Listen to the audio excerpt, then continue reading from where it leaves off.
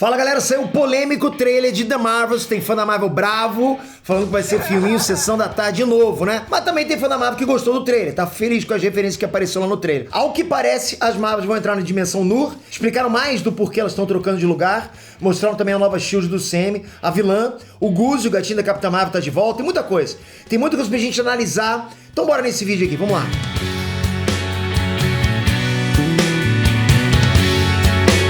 Inês Trunks, Peter aqui. Esse trio de garotas do barulho vai se meter em altas confusões pelo espaço sideral. Carol, Mônica e Camila vão te provar que uma heroína é pouco, duas é bom, mais três são maravilhosas. As maravilhosas, sexta-feira, na Sessão da Tarde. Galera, olha, essa foi a visão que muita gente teve desse trailer. E olha, eu vou falar sobre isso ainda, a gente vai discutir sobre o tom do filme, os rumos que o filme da Marvel estão tomando, ok? Bom, antes de começar eu quero dizer pra vocês que eu não vou aparecer nesse vídeo porque eu tô em trânsito, não consegui um cenário, então o editor vai ilustrando conforme eu vou falando, ok? Então, antes de tudo, tem que dizer que foi sim um teaser trailer que mostrou bastante coisa.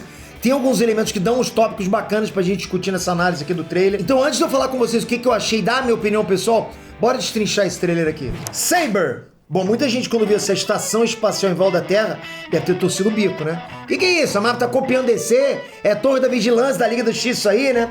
Calma, vamos lá. A ideia é uma estação espacial, é uma base satélite orbitando a Terra, uma coisa bem comum na ficção, tem muito, sempre uma estação orbitando o nosso planeta, né? E nos quadrinhos da Marvel essa seria a base da SWORD, que seria espada falando em português, né? A SWORD é tipo a SHIELD, só que espacial, mesma coisa, é SHIELD espacial. SHIELD é acrônimo de escudo, e SWORD é um acrônimo pra espada. É só vocês lembrarem que a SHIELD lida muito com essas tretas que acontecem aqui na Terra, no planeta, né? Entre os humanos, tudo mais, é o que acontece aqui. Já a espada, SWORD, faz a diplomacia com as outras raças alienígenas, protege a Terra de invasões alienígenas, mexe com tecnologia alienígena e coisas desse tipo. Atualmente, a Abigail Brand, a líder da espada, é considerada uma mutante. Então, assim, a espada está bem ligada com os mutantes, principalmente com os mutantes que estão vivendo em Marte. Os mutantes nível ômega dos X-Men terraformaram Marte e botaram vários mutantes para viver lá. Tem uma civilização inteira só de mutantes em Marte. E a espada tá lá meio que tomando conta do sistema solar. E esse pode ser um caminho que o Sam está construindo, que estão preparando a chegada dos X-Men, né? A Kamala Khan, que é inumana dos quadrinhos, já foi chamada de mutante no Sam. Já vão criar essa relação dela com a espada em The Marvels agora. Então pode sim ter uma relação nisso tudo. Eu só estranhei que a espada meio que existia no Sam. A gente viu a espada em WandaVision. A mãe da Mônica Rambeau era chefona da espada antigamente, fazia viagens espaciais. Talvez uma referência a sabre de luz, porque a espada lembra uma coisa mais medieval. Já sabre, né, te faz pensar mais em Star Wars, espaço, essas coisas. É mais cósmico, né? Inclusive o próprio Samuel Jackson, ele foi um mestre Jedi. Ele foi um lendário Mace Windu do sabre de luz roxo. No mínimo, isso aí é um easter egg, hein?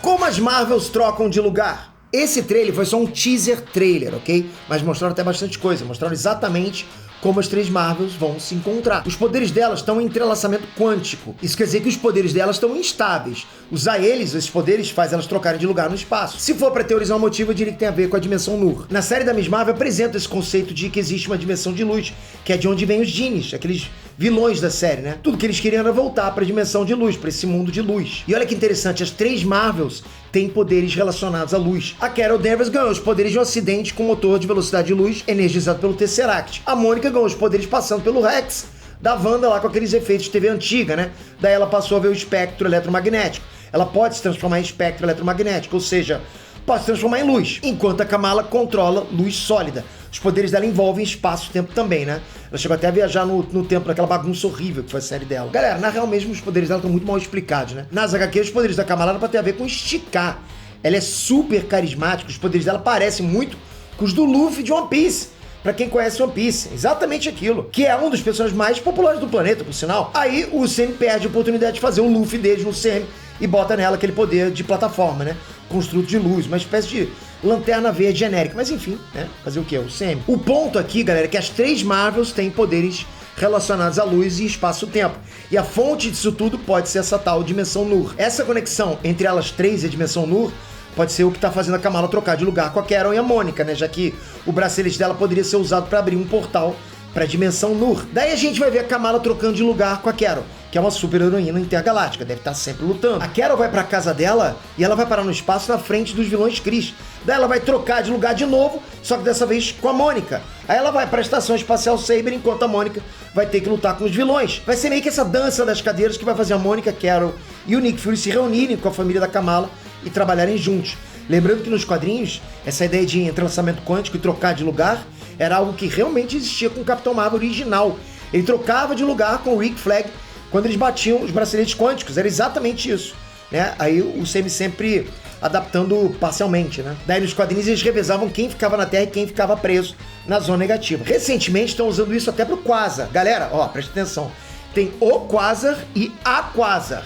Eles ficam trocando de lugar, volta e meia, né? Quasar o tempo todo. Desculpa aí. Então é um conceito que estão realmente aproveitando esses personagens cósmicos da Marvel nos quadrinhos. No mínimo, isso vai ser usado como desculpa para as três se encontrarem. Eu achei que o trailer, né, esse teaser trailer, ele focou bem nessa química entre as três, né?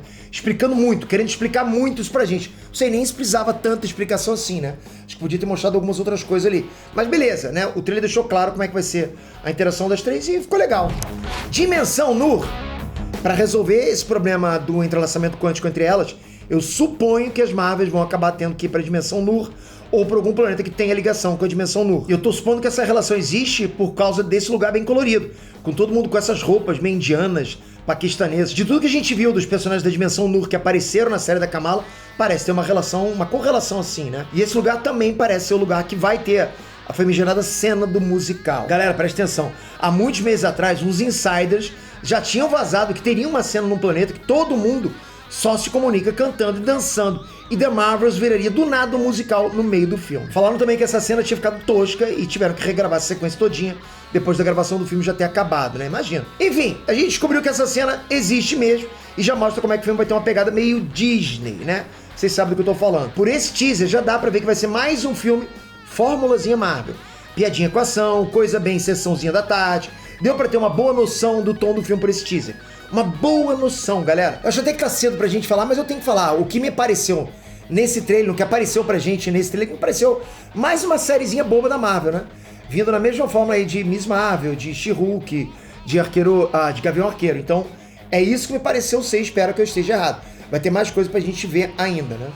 Quem é o vilão? Bom, como é um teaser, não apareceram grandes vilões ainda. Geralmente a Marvel não coloca o vilão do filme no teaser. Quase 100% das vezes isso acontece. Mas apareceram muitos Kree no teaser. Inclusive tem uma cena que os Kree aparecem dentro desse mundo que a gente teorizou que deve ter uma ligação com a Dimensão Nur. No meio desses Kree, uma mulher se destaca porque ela tá usando aquele martelo de guerra dos Kree. O mesmo martelo que o Ronan usava. Aquele martelo só os acusadores podem usar.